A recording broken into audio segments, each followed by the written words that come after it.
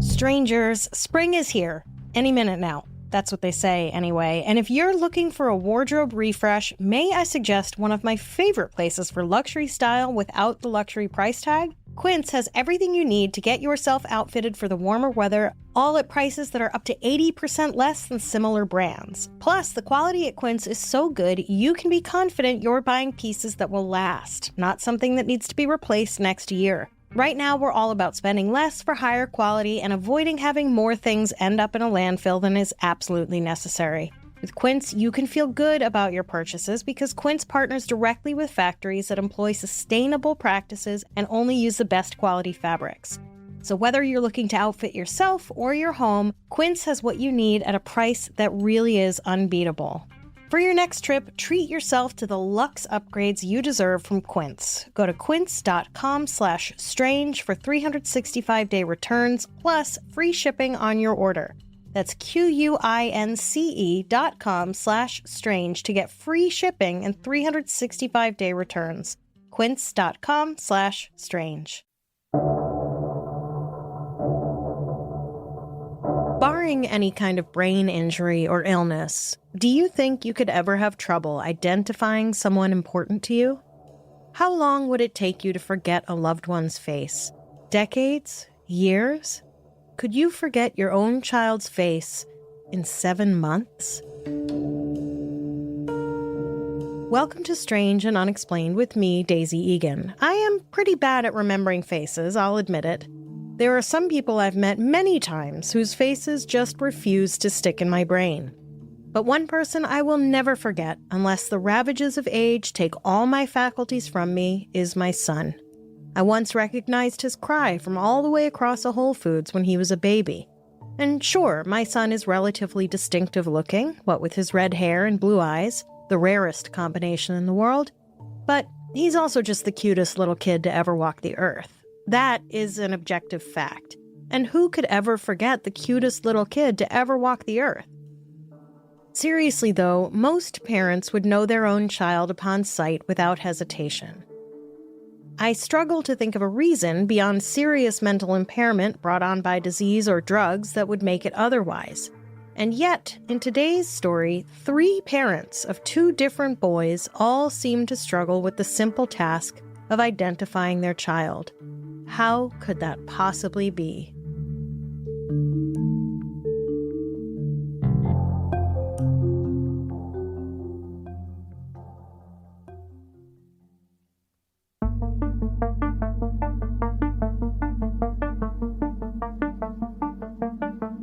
On August 22nd of 1912, the Dunbar family, consisting of Mother Leila Celeste, who went by Lessie, Father Clarence Percy, who went by Percy, and their sons Bobby and Alonzo, went on a fishing trip to Lessie's uncle's cabin on Swayze Lake in Louisiana. They were joined by extended family on both parents' sides. The next morning, the 23rd, Percy was called away to work. Bobby asked his dad if he could go with him, but Percy told him to stay with the family at the cabin. It's not exactly professional to show up to work with a 4-year-old in tow. This one small decision would change the course of the family's life forever. That morning, the men in the family took Bobby and Alonzo down to the lake to fish. When it was time for lunch, the group walked the short distance back to the cabin. But young Bobby was nowhere to be found. The group went back down to the lake to look for him, but he wasn't there. They checked around the wagon trail, thinking maybe Bobby went to find his dad. They found small footprints in the dirt. Lessie used one of Bobby's sandals to match the tracks, and the size was right. They checked with some local kids to see if maybe they could have left the tracks, but their feet were too big. They followed the tracks across the railroad tracks, down the embankment, back up the embankment, and back across the tracks before the footprints disappeared. Alerted to the disappearance, law enforcement stopped and searched 2 trains. Still, no Bobby. The grim thought that Bobby might have been snatched by a wild animal began to creep in. But there were no signs of Bobby's clothes or drag marks or anything that pointed to such a fate. The next day, they took a straw hat similar to the one Bobby had been wearing and threw it in the lake to see if it would float or sink. The thinking, I suppose, was that if the hat floated, surely someone would have noticed Bobby's hat the day before? If it sank, it could mean that Bobby sank? I don't know. Bobby's hat strap had broken, so whether or not the hat floated shouldn't really have any bearing on whether or not Bobby floated or sank. I don't get it. But desperate times call for desperate measures, I suppose. Speaking of desperate measures, someone came up with the truly bizarre idea to throw dynamite in the lake. Listen, I know science is hard, but honestly, what on earth did they expect to achieve with this stunt? Surely they're not going to be able to blow all the water out of the lake. And even if by some weird parting of the Red Sea type miracle they did, wouldn't whatever was in the lake be blown to bits as well? Honestly, I think someone just wanted an excuse to throw dynamite in the lake to watch it go boom sploosh.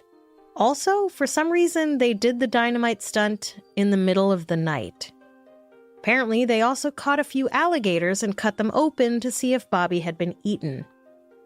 According to the definitive book on this case, A Case of Solomon, Bobby Dunbar and the Kidnapping That Haunted a Nation by Tal McThenia and Margaret Dunbar Cutright, quote, "Well into the night, the wall of the cabin shook with a series of thunderous explosions.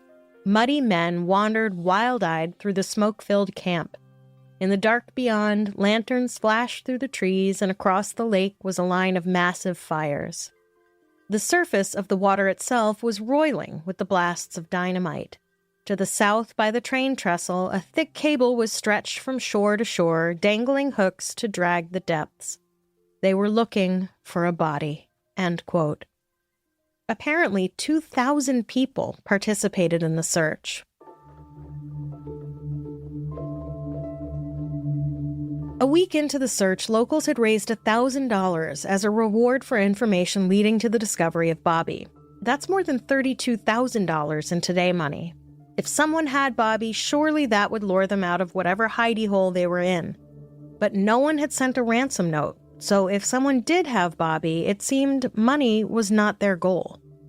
Posters were distributed with this description, quote, "Age 4 and 4 months, full size for age, stout but not fat, round blue eyes, light hair and fair skin, with rosy cheeks. Left foot had been burned when a baby and shows scar on big toe, which is somewhat smaller than big toe on right foot.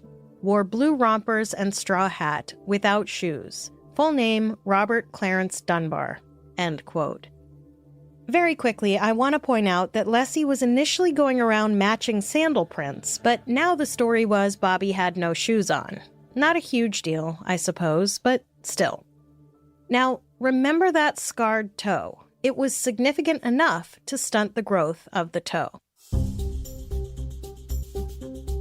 The very next day, a tip came in from someone claiming to have seen Bobby with what newspapers identified as an Italian woman coming off a train in Baton Rouge.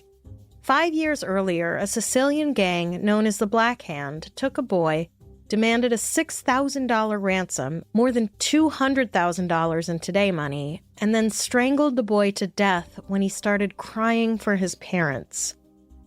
That lead went nowhere.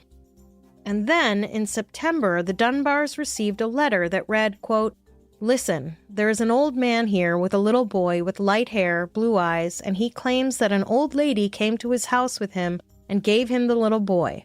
Poor little fellow, he cries all the time to go home. This old man is trying to tune pianos. He has told so many yarns about the boy. I'll try and get him to my house this week to tune my piano. If you could only come, you and your husband, just come and come right to my house and stay until you see him. No one will know what you are here for. I just feel like this little boy is yours." He told some of them that the little boy was 3.5 years old. "Your friend, Miss Maddie M. Smith." End quote. Percy's brother Archie went to check this lead out and sent a telegram to Percy letting him know the kid was not Bobby. By October, the sheriff had increased the reward to nearly $200,000 in today money. That's a lot of money. It's hard to imagine some kidnapper wouldn't find a way to return Bobby and get the money, or at the very least that someone close to the kidnapper might give him up in order to get their hands on it. A couple of psychics came forward claiming to know what happened to Bobby. One of them even had the gall to use his information to get people to buy tickets to his next show, promising to announce it then. But whatever either revealed, if anything, was never released to the public and doesn't matter anyway because give me a break. And then on the 6th of April 1913, with Bobby now missing for more than 7 months, a group of women from a small hamlet named Hub, calling themselves Ladies of the Hub, said they believed Bobby was with a man named William Walters. The women claimed the boy was evasive when they asked him about his parents. They also said they'd seen Walters whipping the boy, which to me is neither here nor there. Like, yes, it's awful, but it doesn't speak one way or the other to the boy's identity. Plenty of people whip their own children. Anyway, authorities decided the boy was Bobby and sent word to the Dunbars for their positive ID. William Walters, by the way, made his living tuning pianos.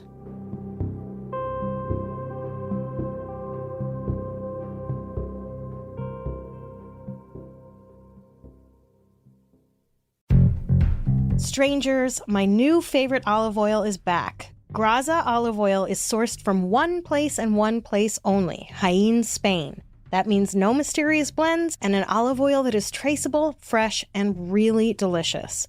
With 3 different kinds of oil, all in super convenient refillable squeezy bottles, Graza has an oil for frying, grilling, and sautéing, and for salad dressings, drizzling, or dipping bread.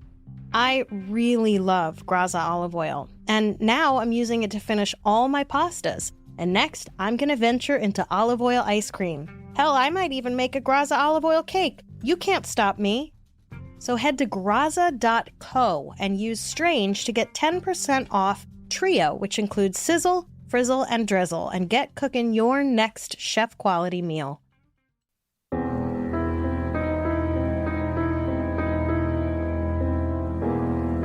Percy arrived on the 20th of April. When he saw the boy and called him Bobby, the boy is said to have turned to look at him, but that he didn't show any signs that he recognized Percy. Percy went in for a hug, but instead of hugging him back, the boy lifted his left foot, as he had had to show it so many times. Throughout the last few days, I guess, as more and more people came forward to try to determine if the boy was Bobby, they asked him to show them his big toe on his left foot. Bobby, you'll remember, had a pretty significant deformity from being burned some years before. But Percy ignored the kid's foot and hugged him instead, which apparently did not make the boy too happy. He apparently struggled to get free. Percy explained this away, saying he believed the boy was coached and brainwashed. To him, the only thing that didn't match Bobby were the eyes, but maybe he had been made to squint.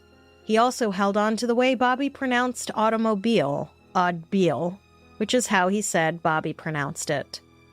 Sure, he admitted, this boy didn't have the scar on his toe, or maybe he did. See, it was really, really faint, because obviously it had been rubbed off through exposure to the elements, which is totally a thing that happens to scars after 7 months of exposure.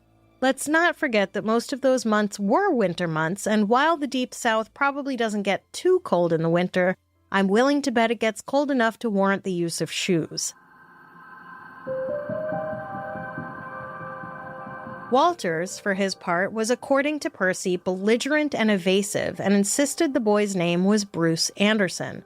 The boy belonged to a woman he knew named Julia Anderson, and Walter's brother, D.B., who was no longer in the boy's life. Julia gave Bruce to Walters, though why she did is anyone's guess, and he'd had him with him for the last 18 months. Walters said there were plenty of people who would back him up. The next day, the sheriff refused to release the boy to Percy until he got his portion of the reward money, which seems to me should have gone to the ladies of the Hub. So Percy had to head back to New Orleans without the boy, but was determined to come back with Lessie, who I guess he thought could make a more positive ID than he could. This was no small feat, as the trip was about 170 miles each way. When Lessie arrived, she found the boy sleeping. She said she instantly recognized him, but would later admit she actually wasn't 100% sure. She noticed the scar was missing, not faint, missing. And I assume this also meant she noticed the big toe was the same size as the toe on the other foot, meaning Bobby's deformed toe had suddenly been healed over the past 7 months, or this kid wasn't Bobby. The boy didn't recognize Leslie, but everyone was like, yeah, but it's dark and he just woke up and he's disoriented. Leslie said she'd have to wait till the next day when she could see the boy in the light to be sure. Listen, something ain't right. First of all, I would have recognized my kid no matter how dark the room was, and I can guarantee you my kid would recognize me immediately and jump into my arms. The kid goes bananas if we're apart for a few days. Okay, so maybe he's anxiously attached. What do you want? The next day, Leslie got a look at the kid in the daylight. Somehow, they managed to convince the sheriff with whom the boy was staying to leave the room and let them examine him alone. No, I don't think so. Not today, Bob. At some point, Percy started to put the boy on a horse and then immediately pulled him off and used the kid's resulting anger to prove that he was Bobby. He was like, look, see, he even has the same temper as Bobby. It must be Bobby. Wow, that is some shaky fucking logic there, sir. Like, sure, he doesn't look like my kid and he has no idea who me and my wife are, but when I yanked him off this here horse, he started to cry. The Dunbars alleged that the boy asked to see his brother Alonzo. If he did this, he did it when no one but Leslie and Percy were around. Leslie was then somehow allowed to give the boy a bath. She told those concerned that the boy remembered the sandals Bobby had been wearing the day he went missing, and said the sandals she was putting on his feet were similar. I mean, how different can little kids' sandals be? So Leslie and Percy were like, yep, this is our kid. Thanks, everyone. We'll be taking him back with us to Opelousas. But Walter's lawyers, Hollis Rawls and Thomas Dales, weren't so keen on the idea. They wanted some folks who'd interacted with Walters and the boy to offer counter-identification. Percy at first agreed to wait for those other witnesses to come forward, but then was like, psych, and he and Leslie got on a train with the boy and headed home. Around Bobby's 5th birthday, Leslie and Percy received an anonymous letter telling them the boy they had was not Bobby and that they would be shot full of buckshot. A longtime friend of Leslie's also wrote a letter around this time to a friend stating, quote, "This Dunbar case is indeed a mystery.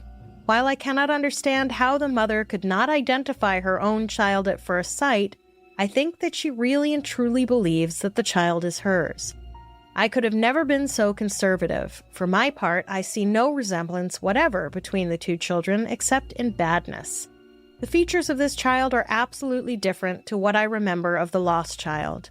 I have known the mother since she was a child. We rarely visited. She came to my house with her boy just 1 week before he was lost. On that occasion, he was simply outrageous, and since I see this child, he is also outrageous. Apart from that, I see nothing in common. Even the eyes are a different color and shape. I saw his mother attempt to dress him one afternoon about a week ago, and he fought her like a tiger. She told me with her own lips that he gave no sign whatever of recognizing any of the family. In my heart, I really believe that child was drowned, the real Dunbar child. Public opinion here is somewhat divided. A great many think as I do." End quote. But if this kid wasn't Bobby Dunbar, who was he? Was there really a boy named Bruce, as Walters claimed?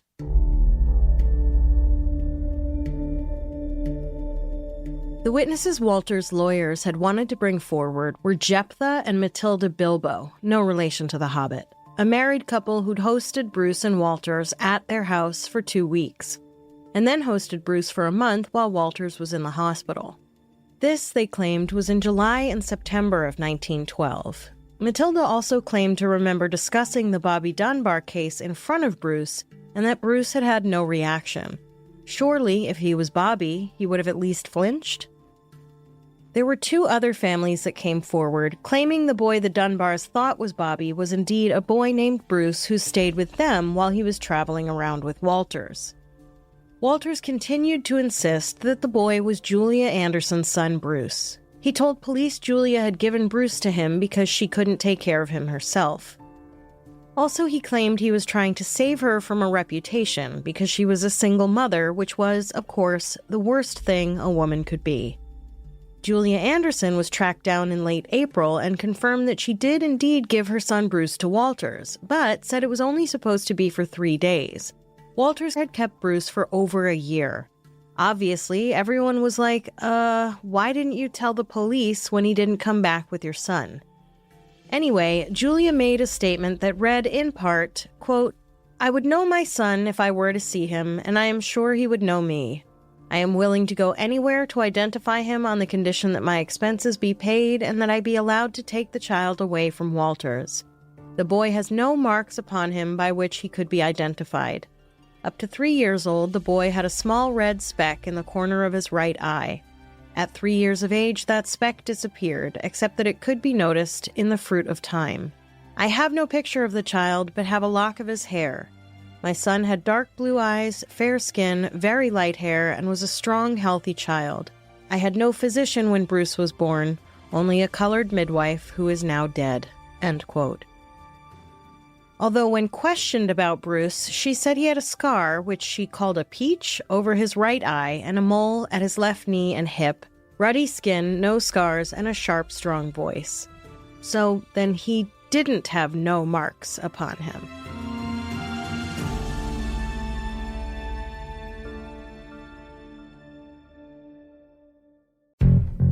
Strangers, we just got our Ollie food delivery and Pops and Noodle could not be happier. When I'm feeding my dogs Ollie, my little dog comes running from wherever he is. The second he smells that fresh, healthy, delicious food made with human-grade ingredients, you hear his little ticky-tackies coming from wherever he is in the house. With 5 protein-first recipes like fresh beef with sweet potatoes, fresh turkey with blueberries, or fresh lamb with cranberries, you might start thinking, dang, my dog eats better than I do. There's absolutely no harmful fillers or preservatives, and Ollie is made in U.S. kitchens with ingredients carefully sourced from trusted growers and producers around the world. And because the time between Ollie's gentle cooking and your dog's chowing down is minimal, they don't need preservatives to extend shelf life. Head to ollie.com/strange, introduce them to your pup with a quick 30-second quiz, and they'll create customized meal plans based on your pup's weight, activity level, and other health info. For any first-timers, Ollie will send out your pup's first box with 2 weeks' worth of meals and a guide of how to gradually switch them over to their new diet.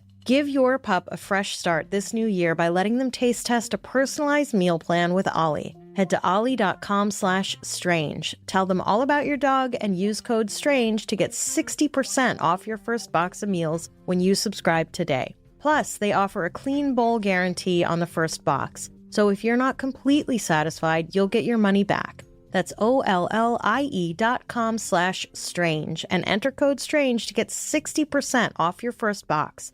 Start your dog's new year off right with Ollie.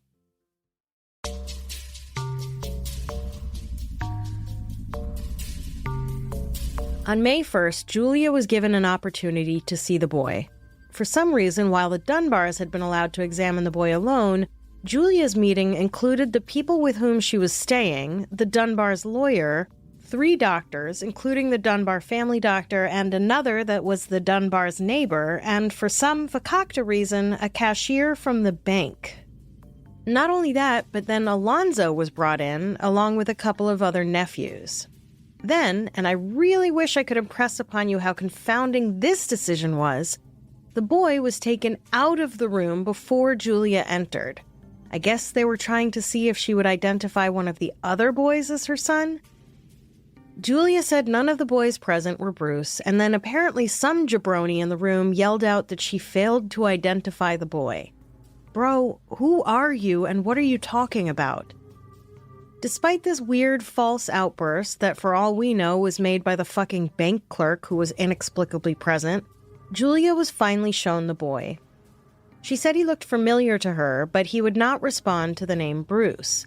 She said when she offered him an orange, he clapped his hands, something she said Bruce would do.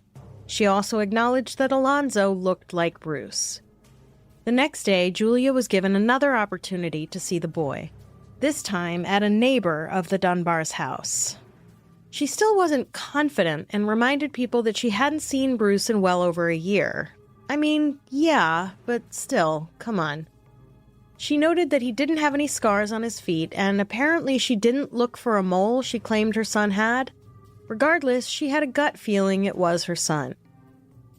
2 months later, Julia would claim that some residents of the town had threatened to kill her if she claimed the boy was Bruce, a claim she would contend for the rest of her life.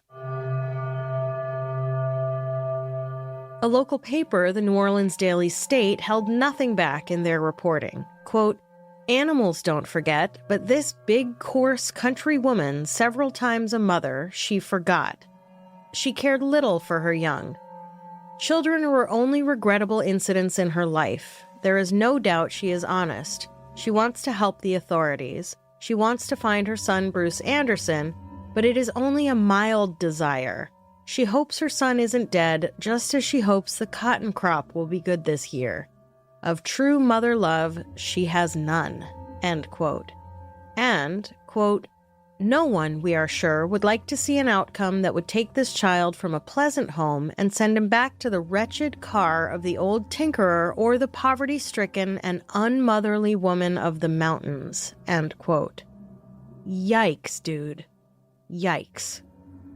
Let's not forget that Leslie and Percy both had the same doubts that the boy was Bobby. They weren't raked over the coals or compared to animals, though.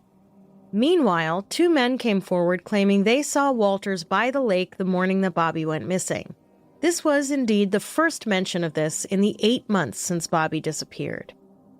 Percy then sent a telegram to the governor asking for Walters to be extradited for kidnapping and asserting that in another examination of the boy, the following features were found. Quote, "Curly cowlick on the forehead, scar on the forehead, mole on the lobe of the left ear, mole on the back of the neck, mole on side of neck under right ear, identical with that on mother, 2 moles on right cheek, dimples in corner of eyes, strong resemblance of eyes to father, separated regular upper teeth, lower teeth like little brother, back and body covered with pinhead moles, dark spot in hair, identical with birthmark of father, deformity of penis, scar on forehead, cicatrice burn on left big toe, malformation of 2 little toes on left foot, the first phalanx of each turning inward slightly, cuticle of toes not clinging to nails, showing evidences of burn, familiarity of laugh and sob, recognition of and affection for mother, responds to pet name Mr. Rabbit, playfully bites at father, uses excellent English, free from grammatical errors common to hill country folk of North Carolina, where Walters claims to have been given him, and responds to his Christian name of Robbie." End quote. Don't get me started on the deformity of the penis. I don't know, and I don't want to know. The governor responded with, quote, "I sincerely hope with all my heart that it is your child and your long and awful suspense is ended. But from the very strong assertion from reliable people to the contrary, I fear you are mistaken in the identity." End quote. In other words, I hope that's your kid, but I really don't think it is. I find it a little strange he didn't push harder publicly. And then, when Walter's lawyer requested that his witnesses be brought to New Orleans to see the child, somehow the Dunbar's lawyer spread rumors that anyone coming to testify that the boy was Bruce would be arrested for perjury. The governor was not pleased about this and assured Walter's lawyers their witnesses could show up and testify unmolested. Percy then started claiming that Walters had a whole stash of boys and that he'd forced Bobby to respond to the name Bruce, dyed his hair red, made the toe scar fade, and gave him a drug to draw the eyes together and be more squinty. He said he had witnesses that would say they saw Walters rubbing something on the boy's legs and feet to either remove the scar or add more. Walter's lawyers had 15 days to gather the necessary witnesses, but just 8 days in, the locals were getting antsy and threatening a lynch mob against Walters. By day 13, one of Walter's lawyers accused the Dunbars of exploiting the boy when a vaudeville performer claimed that Percy offered a show on the case. At the same time, though, those same lawyers were working to get Julia a movie deal. Walter's lawyers fought to have the trial moved to Mississippi, where they thought a jury might be less prejudicial and where kidnapping wasn't considered a capital offense. They lost that fight. Oddly enough, though, visitors were allowed to come listen to Walters play his harp and speechify from his cell. And so, when it came time to seat the jury, they were hard-pressed to find anyone who either wasn't well aware of the case and/or hadn't watched Walters play or preach. Instead, questions for potential jurors focused on if they believed they could be impartial, their connections to the Dunbars, and their feelings about the death penalty. One key juror would end up being Elijah Fisher. He had a history of violence. He killed 4 black men, was convicted and then almost immediately pardoned, and had also served as a sheriff's deputy and killed a fugitive robber who'd shot him in the face with birdshot. Witnesses on both sides testified that the boy was their boy. The witnesses for the Dunbars were sure it was Bobby, and the witnesses for Walters were sure it was Bruce. Ultimately, the man put in charge of the decision, the arbiter, sent a letter to the governor stating the boy was Bobby Dunbar, basically because he felt the witnesses' memories were wrong, that the boy didn't have a different toe deformity that Matilda Bilbo claimed he had, and that he was the, quote, same child identified by the mother who bore him, his father, the family doctor who brought him into the world, and by the many children who played with him, and by men and women of the highest integrity who have known him all his life, end quote. The defense had a good number of receipts showing that Walters couldn't have possibly been where witnesses claimed to have seen him, and that he wasn't even in Louisiana when Bobby went missing. Among these receipts was an actual receipt for a package Walters received in Mississippi on August 20th of 1912. There was also proof he'd been in the hospital at the same time the Bilbos claimed to have taken care of Bruce. The prosecution countered that Walters had a double, claiming his brother D.B. was actually the one who witnesses saw at Lake Swayze the morning Bobby went missing. And while D.B. and Walters did share a resemblance, it seems D.B. was never actually brought in for questioning.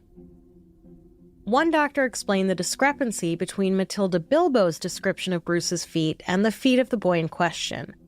The toe deformity Matilda described, the doctor explained, was the result of hookworm, for which Bruce was treated. The hookworm could have caused the deformity and would have cleared up by the time the boy's feet were examined later.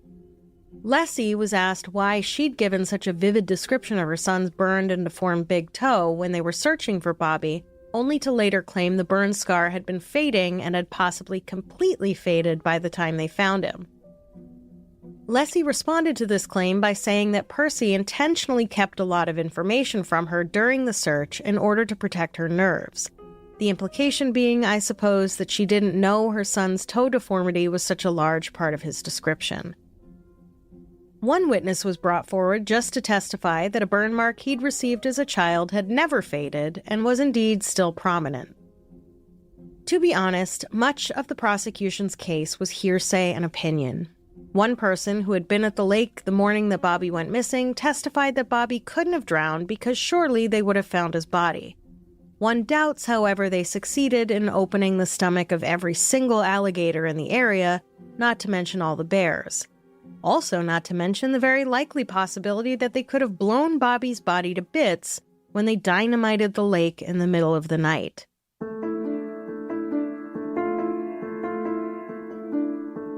The jury eventually came back with a verdict of guilty and a sentence of life in prison. The one holdout was Elijah Fisher, who wanted the death penalty, but said he eventually gave in to prevent a mistrial. The Yazoo Herald out of Mississippi called the trial a, quote, grand and glorious farce from start to finish, quote, and stated that Williams stood no chance because the lawyers were foreigners in a town where, quote, 2/3 of the people use a foreign language and the intoxicating beverage is virtually the only drink used by the average citizen, end quote. Wow. Other contemporary reports did not hide their disdain for Walters because he was poor. Walters' conviction was overturned on appeal because it was found the judge had given faulty instructions to the jury. However, the boy, now identified as Bobby, remained with the Dunbar family.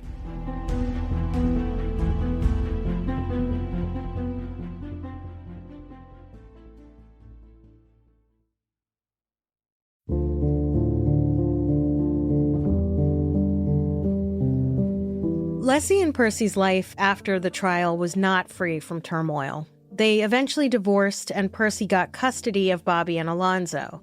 He died in the 1930s, and she died in the 1970s. Julia went on to marry and have 7 children. She became a nurse and a midwife, and is said to have never given up the search to find her son Bruce. She died in 1940. In 1930, William Walters wrote to his lawyers asking what kind of man Bobby had become. I don't know if he ever received an answer. At the age of 24, Bobby was asked about his kidnapping, and he said he remembered traveling with William. He also mentioned memories of another boy that fell off the wagon and died. During the trial, the prosecution had used this story to argue that Walters had both Bobby and Bruce at some point. Eventually, Bobby married and had children. In 1966, Bobby died after suffering 2 heart attacks. And though his family said he always carried doubt about his identity, he wished to be buried with the name Bobby Dunbar. One of the lawyer's granddaughters held on to all the materials from the trial and eventually shared it all with Bobby's granddaughter, Margaret. In it, there was a letter from Walters to Percy that read, in part, quote, "I see that you got Bruce, but you have heaped up trouble for yourselves. I had no chance to prove up, but I know by now you have decided you are wrong. It is very likely I will lose my life on account of that, and if I do, the great God will hold you accountable. That boy's mother is Julia Anderson. You ask him, and he will tell you. I did not teach him to beg or bum, but inasmuch as you have him, take good care of him. So you have a lost Robert, and me a lost Bruce.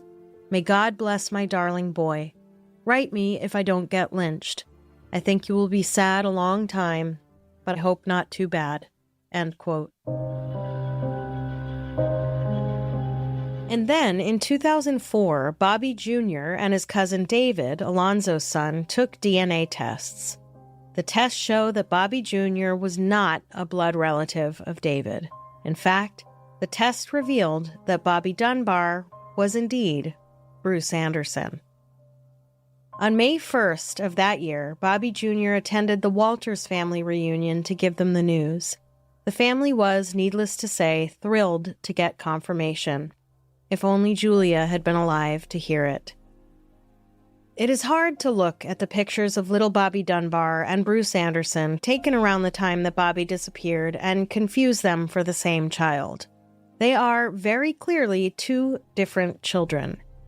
It's hard to imagine how Leslie and Percy could have looked at Bruce Anderson and thought he was their own child. I understand that grief and trauma can do weird things to one's mind, but the mental gymnastics these 2 must have done to convince themselves that Bruce was Bobby had to have been exhausting. And I can't help but wonder if either of them secretly harbored any guilt at the thought that they might have taken another woman's child. There had to have been moments when they looked at the boy they called Bobby and wondered if they might have gotten it wrong. But Julia was hardly given any consideration or respect at all. No one could understand why she'd given her child to William Walters in the first place, or why she hadn't reported him as kidnapped when Walters didn't return him in a few days as promised. One can only think the stigma of being a single mother, added to her poverty, might have convinced her that Bruce was better off without her. I don't know. I am 100% sure it's a decision she regretted for the rest of her life.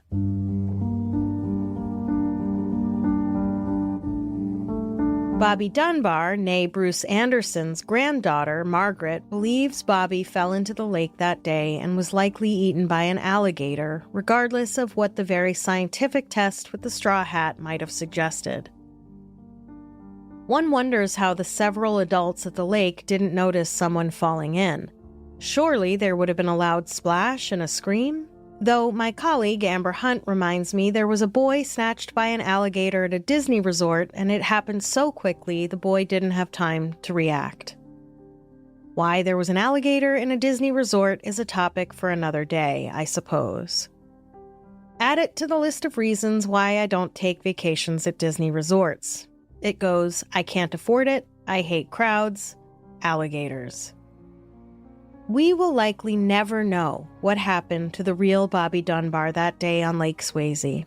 All we know is that one boy vanished and another who had a vague resemblance was snatched out of his own life and plopped down into another. I don't know if I believe in an afterlife, but if there is a heaven, I hope Julia Anderson has finally reunited with her son and their souls are at peace.